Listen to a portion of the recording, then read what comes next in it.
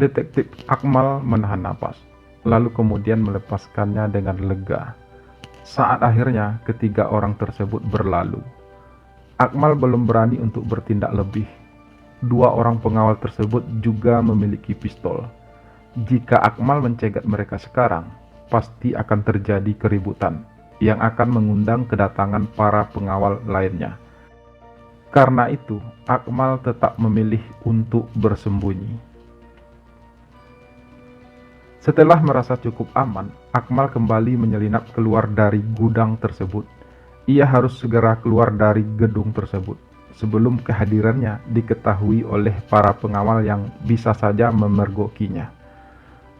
Setidaknya sekarang ia sudah tahu kalau gadis yang ia cari memang berada di dalam gedung tersebut. Akmal berhasil menyelinap keluar. Dia pun dengan sedikit berlari menuju tempat mobil terparkir. Di sana Peter dan Alena sedang menunggu dengan cemas. "Bagaimana?" tanya Peter ingin tahu. Ia tak pedulikan Akmal yang masih berusaha mengatur napasnya. Akmal tidak menghiraukan pertanyaan Peter barusan. Ia langsung saja masuk ke dalam mobil. "Kita harus pergi dari sini sekarang, sebelum orang-orang itu mulai curiga," ucap Akmal setelah ia berada di dalam mobil. "Lalu bagaimana dengan Lila?" Kali ini Alena yang bertanya. "Lila ada di dalam, tapi kita tidak bisa menyelamatkannya sekarang. Kita harus atur rencana dulu," balas Akmal sambil mulai menjalankan mobilnya. "Apa rencananya?" tanya Peter tak sabar. "Nanti kita kembali lagi ke sini, dan aku butuh teman untuk masuk ke dalam. Sekitar jam 4 subuh kita masuk, karena pada jam itu biasanya keadaan akan aman," jelas Akmal. "Aku ikut," ucap Alena, entah menawarkan diri atau bertanya. "Aku dan Peter yang akan masuk ke dalam.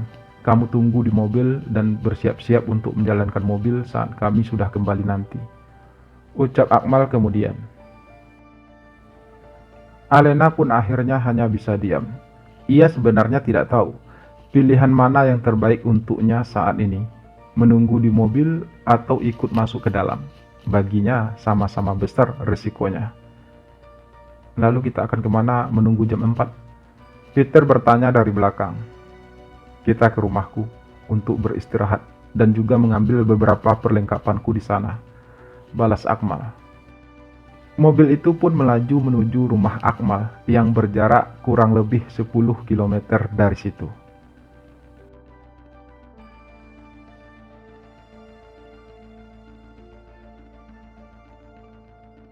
Lila masih berusaha meronta saat kedua pengawal tersebut membawanya ke lantai atas. Di depan sebuah kamar, mereka berhenti. Salah seorang pengawal tersebut mengetuk pintu kamar tersebut. Sesaat kemudian, pintu itu pun terbuka. Seorang lelaki tua berperut buncit tersenyum menyambut mereka. "Ini pesanannya, Tuan," ucap salah seorang pengawal sambil mendorong tubuh Lila ke depan pria tua tersebut. Pria tua tersebut semakin melebarkan senyum.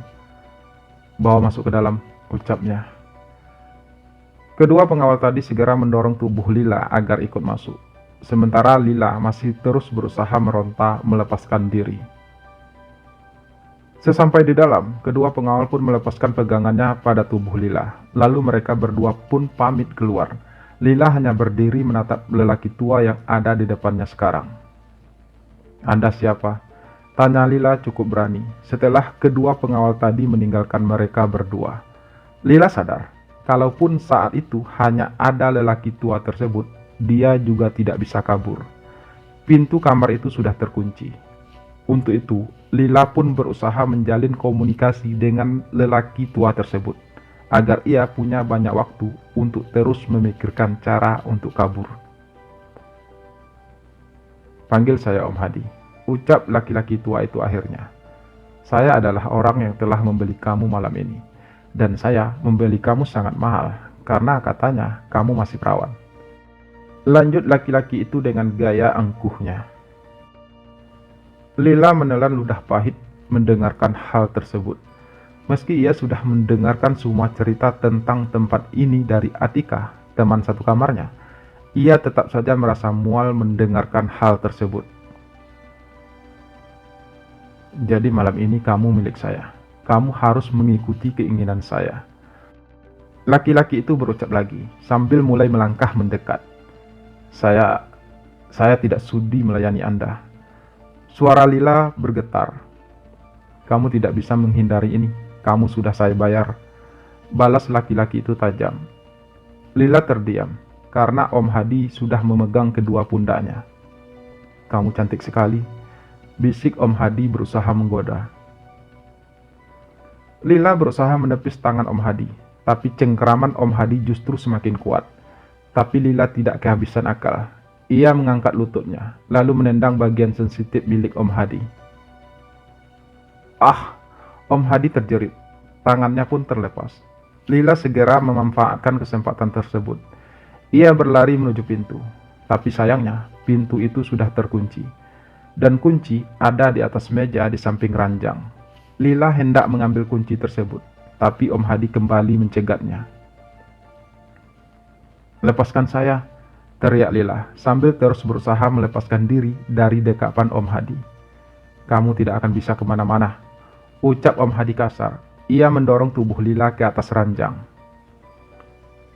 Lila tetap meronta. Ia tak ingin menyerah. Tangannya meraih bantal lalu melemparkannya ke arah Om Hadi. Tentu saja hal itu tidak bisa menghentikan Om Hadi, tapi setidaknya Lila jadi punya kesempatan untuk kembali berdiri. Ia berlari kembali ke arah meja untuk meraih kunci.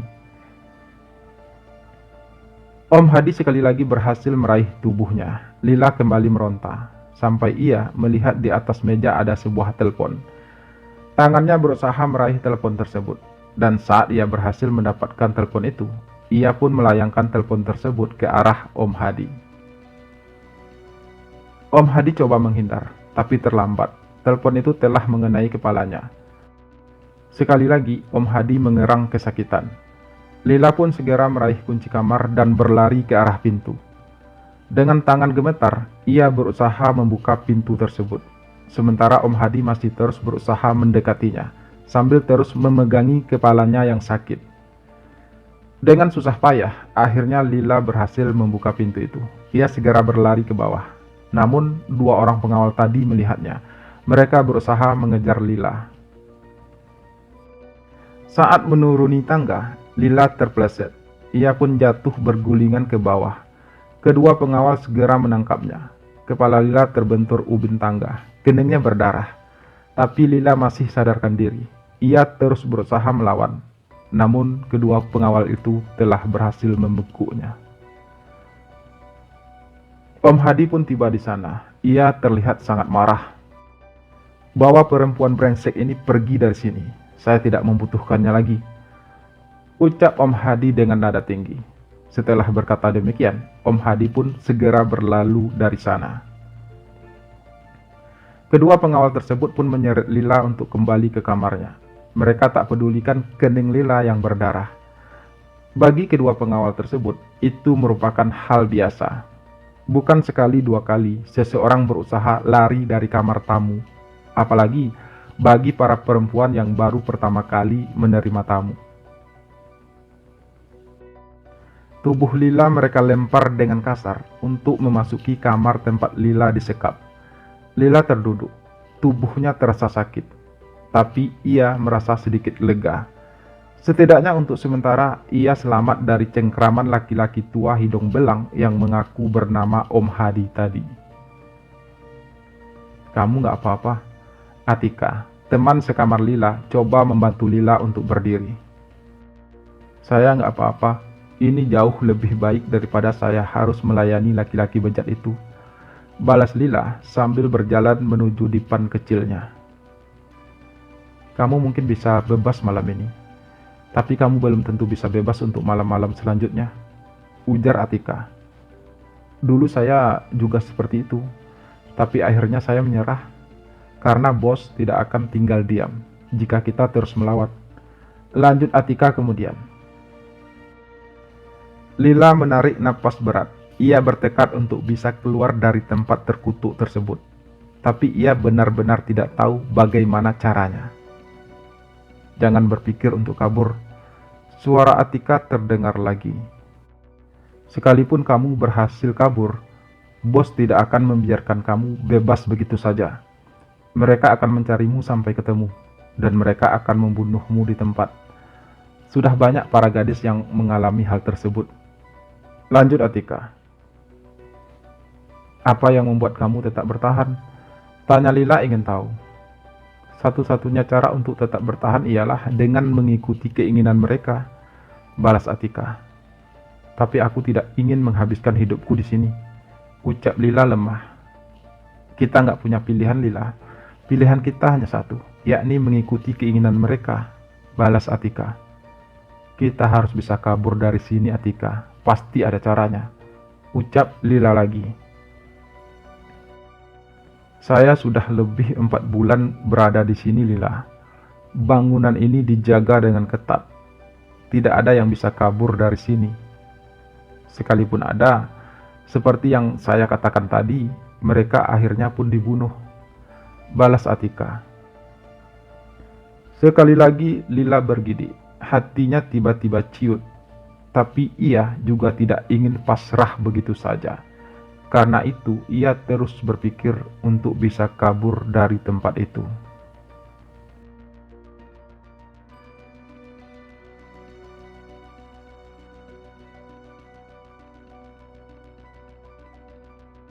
Jam 4 menjelang subuh, sesuai rencana. Akmal, Peter, dan Alena sudah berada di tempat yang mereka rencanakan. Mobil mereka parkir tak jauh dari gedung tempat Lila berada. Segera Akmal dan Peter menyusup ke belakang gedung, mengikuti jalan yang pernah Akmal tempuh sebelumnya. Perjalanan mereka jadi lebih mudah karena Akmal sudah pernah masuk ke dalamnya melalui jalan tersebut. Sementara Alena menunggu mereka di mobil dengan perasaan yang tak karuan. Sesampai di dalam, Akmal dan Peter dengan mengendap-endap menyelusuri koridor yang di kiri kanannya tersusun kamar-kamar. Akmal sudah tahu persis kamar mana yang akan mereka tuju. Anda yakin ini kamarnya? Tanya Peter sepelan mungkin. Akmal mengangguk yakin. Kamu ketuk aja pelan-pelan, jangan sampai terdengar ke atas, ucapnya. Akmal sengaja memegang pistolnya buat berjaga-jaga. Peter mengetuk pintu itu dengan pelan, namun tak ada reaksi apapun dari dalam. Peter mencobanya beberapa kali. Sementara di dalam kamar, Lila yang belum bisa tertidur mendengar ketukan di pintu kamarnya. Ia kaget dan mulai merasa takut. Ia pikir itu adalah para pengawal yang akan memaksanya lagi. Tapi kemudian ia sadar, jika itu adalah para pengawal, untuk apa mereka harus mengetuk pintu? Bukankah pintu kamar itu mereka kunci dari luar? Menyadari hal tersebut, Lila segera bangkit dan berjalan menuju arah pintu dengan hati-hati. Peter yang tidak mendengar reaksi apapun dari dalam mulai merasa putus asa. Kita harus cepat Peter, waktu kita tidak banyak, ucap Akmal berbisik. Lila, ucap Peter berusaha memanggil orang yang berada di dalam kamar tersebut. Saat itu, Lila memang sedang berada di dekat pintu. Ia pun mendengar suara panggilan tersebut. Peter, balas Lila setengah ragu. Iya, ini aku Lila, tolong buka pintunya, kami akan membawa kamu keluar dari sini, ucap Peter sangat pelan. Lila mencubit pipinya sendiri, sakit. Ia merasa kalau ia sedang bermimpi atau sedang berhalusinasi. Cepat Lila, suara Peter terdengar lagi. Pintu ini terkunci dari luar Peter, kami nggak bisa membukanya dari dalam, ucap Lila akhirnya, setelah cukup yakin kalau hal itu nyata. Kami? Tanya Peter ragu. Iya, kami berdua di dalam kamar ini, jelas Lila. Lalu bagaimana membuka pintu ini? Peter pun bertanya pada Akmal yang sedari tadi hanya terdiam sambil terus memperhatikan sekeliling untuk berjaga-jaga. Aku juga tidak tahu, Ter. Lila yang menjawab. Aku nggak lagi ngomong sama kamu, Lila, ucap Peter. Lalu sama siapa? Tanya Lila penasaran. Peter tidak menjawab, karena ia melihat Akmal mengeluarkan sebuah kunci dari dalam sakunya. Akmal terpaksa sekali lagi menggunakan kunci serbagunanya untuk membuka pintu tersebut. Tapi ternyata kali ini lebih sulit dari yang ia pikirkan. Pintu itu tidak mudah terbuka. Akmal akhirnya mengeluarkan sebuah obeng dari sakunya untuk membantu agar pintu itu bisa cepat terbuka. Cukup lama Akmal berusaha untuk membuka pintu tersebut, namun belum juga berhasil. "Kita dobrak aja," tawar Peter tak sabar. "Jangan," cegah Akmal. "Suaranya akan bikin gaduh," lanjut Akmal. "Lalu bagaimana?" tanya Peter lagi. "Kamu nggak lihat saya sedang berusaha untuk membukanya? Jadi kamu lebih baik diam. Omonganmu itu nggak membantu sama sekali," balas Akmal terdengar kasar. Peter pun tak berucap apa-apa lagi. Ia terus memperhatikan Akmal yang terus berusaha membuka kunci pintu tersebut. Sementara di dalam kamar, Lila menunggu dengan gelisah. "Ada apa?" tanya Atika, saat ia akhirnya terbangun melihat Lila yang berdiri di dekat pintu. Lila tidak menjawab. Ia hanya memberi isyarat kepada Atika untuk tidak bersuara. Atika bangkit dari tidurnya dan berjalan pelan mendekati Lila. "Kamu mau kabur?" tanya Atika. Belum sempat Lila menjawab pertanyaan Atika barusan, pintu kamar itu pun terbuka. Dua orang laki-laki berdiri di ambang pintu. "Peter!" teriak Lila tertahan. Ia segera menghambur dalam pelukan Peter. Peter balas mendekap tubuh ramping itu. "Aku sangat ketakutan, Ter. Bawa aku pergi dari sini," ucap Lila lagi. "Sudah, gak ada waktu untuk itu sekarang. Kita harus cepat pergi dari sini sebelum semua orang terbangun," ucap Akmal tegas. Peter segera melepaskan dekapannya, lalu meraih tangan Lila untuk membawanya keluar dari kamar tersebut. "Tunggu," cegah Lila. Lila melihat ke belakang. Atika berdiri terpaku di sana. "Kamu harus ikut bersama kami, Tika," ucap Lila sambil menarik tangan Atika. "Apa kalian yakin kita akan selamat?" ucap Atika, masih tetap menahan langkahnya. "Udah, kita harus pergi secepatnya dari sini sekarang." Kali ini Akmal yang berucap, sambil ia menarik tangan Atika dengan sedikit kasar. Atika pun akhirnya mengikuti langkah mereka. "Berapa lama lagi waktu kita?" tanya Akmal entah kepada siapa. "Sekarang jam 5:45, berarti kita hanya punya waktu kurang lebih 15 menit lagi," Atika yang menjawab pertanyaan tersebut. Mereka berempat terus berjalan menuju pintu keluar belakang tempat Akmal dan Peter tadi masuk. "Kenapa kamu bisa menyimpulkan seperti itu?" Peter yang bertanya.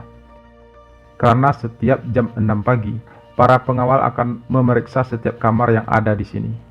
Jadi kalau mereka tahu kamar kami kosong, mereka pasti akan mengejar kita," jelas Atika. "Kalau begitu kita harus bergegas," ucap Akmal menimpali. Mereka pun berlari menuju keluar gedung tersebut, melewati tembok dan berlari di dalam semak-semak dalam kegelapan. Tanpa sadar, kaki Lila tersandung sebatang kayu yang melintang di jalan mereka. Lila terjerembab jatuh. Ia menjerit tertahan. Ia merasakan lututnya berdarah. Peter berusaha membantunya berdiri, tapi Lila merasa tubuhnya lemah. "Aku gak kuat lagi, Peter," ucap Lila lemah. Tanpa pikir panjang, Peter pun segera memopong tubuh Lila, dan Peter kembali berlari sambil ia terus menggendong tubuh Lila. Sementara itu, Alena yang sedang menunggu mereka di dalam mobil mulai merasa gelisah. Sudah hampir 2 jam Akmal dan Peter berada di dalam sana, tapi mereka belum juga kembali. Sesuai perjanjian, jika mereka tak kembali hingga jam 6 pagi, Alena harus segera pergi dari sana. Alena melirik arlojinya, kurang 3 menit dari jam 6. Itu artinya ia harus bersiap-siap untuk segera pergi dari sana. Saat Alena berusaha menghidupkan mobil, tiba-tiba dari kaca spion ia melihat bayangan orang-orang yang sedang berlari menuju mobilnya. Alena mulai merasa cemas. Ia merasa takut. Namun saat orang-orang tersebut sampai di dekat mobil, Alena merasa lega. Ternyata mereka adalah Akmal dan kawan-kawan yang sampai tepat pada waktunya. Mereka segera masuk ke mobil dan Alena pun segera memacu mobilnya dengan kecepatan tinggi. "Apakah kita sudah aman?" Tanya Alena saat mobil mereka sudah cukup jauh. Kita tidak akan pernah aman, Atika yang menjawab. Selama tempat itu masih ada, kita tidak akan pernah aman. Mereka pasti akan tetap mencari kami berdua. Lanjut Atika dengan nada cemas. Kamu tenang Atika, kita akan selesaikan ini secepatnya, ucap Akmal membalas. Peter dan Alena saling bertatapan penuh tanya. Kalian sudah saling kenal? Peter bertanya juga akhirnya. Atika adalah informan saya di dalam, balas Akmal. Maksudnya? Tanya Peter. Kamu pikir saya bisa masuk ke sana dengan mudah itu karena apa? Karena saya beruntung, balas Akmal. Atika yang mengarahkan saya untuk melewati jalan tersebut. Atika juga yang memberitahu saya kapan waktu yang tepat untuk saya bisa masuk ke dalam sana. Lanjut Akmal. Bagaimana kalian bisa saling kenal? Kali ini Alena ikut bertanya. Kalian ingat kasus yang pernah saya ceritakan dulu? Kasus gadis yang diculik, tapi saat saya coba selamatkan dia sudah kabur duluan. Dan akhirnya ia pun dibunuh. Kalian ingat kan? Balas Akmal. Peter dan Alena pun mengangguk serentak. Untuk menyelidiki kasus tersebut, saya harus masuk ke dalam. Saya pun berpura-pura jadi tamu di sana. Dan kebetulan saya melihat Atika. Saya pun meminta Atika untuk menemani saya malam itu. Kami pun berkenalan, dan saya pun menceritakan tujuan saya di sana kepada Atika semuanya. Atika juga menceritakan semua yang ia ketahui tentang tempat itu kepada saya. Sejak saat itu, Atika sering memberitahu saya kabar-kabar terbaru mengenai tempat tersebut. Jelas Akmal panjang lebar. Itulah kenapa Anda begitu yakin kalau kamar yang kita ketuk tadi adalah kamar tempat Lila. Peter masih bertanya. Itu hanya kebetulan, balas Akmal. Sebenarnya saya tidak tahu kalau Lila juga ada di dalam. Yang saya tahu itu adalah kamar tempat Atika selama ini. Karena itu saya langsung menuju kamar tersebut. Dan kebetulan ada Lila juga di sana. Lanjutnya. Jadi sebenarnya tujuan Anda ke sana bukan untuk menyelamatkan Lila, tapi justru ingin menyelamatkan Atika. Tanya Peter lagi. Kamu jangan salah paham. Aku tidak tahu di mana Lila dikurung. Satu-satunya orang yang aku kenal di sana ya cuma Atika. Dan harusnya Atika juga tahu di mana Lila dikurung. Karena itu aku ingin menemui Atika terlebih dahulu untuk bertanya di mana keberadaan Lila. Namun karena Lila sudah berada di sana, aku rasa hal itu tidak perlu dibahas lagi. Jelas Akmal lagi. Lalu apa rencana kita sekarang? Alena memotong perdebatan itu cepat. Kita ke rumahku. Di sana kalian akan aman, balas Akmal. Kita harus lapor polisi, Lila berucap saat mereka sudah berada di rumah Akmal. Iya, saya setuju, balas Akmal yakin. Anda setuju? Peter bertanya heran. Bukankah dulu Anda katakan bahwa tempat itu kebal hukum? Percuma lapor polisi karena pasti tidak akan ditanggapi, lanjut Peter. Iya, itu benar. Tapi sekarang kita punya 2 orang saksi. Kita punya korban, balas Akmal. Ingat, tidak semua polisi dan pejabat yang terlibat di sana. Dan saya tahu siapa polisi yang tepat untuk menangani kasus ini. Nanti siang kita akan menemuinya. Dengan adanya Atika dan Lila sebagai saksi, saya yakin tempat itu akan segera ditutup dan pemiliknya akan segera ditangkap. Akmal berucap lagi.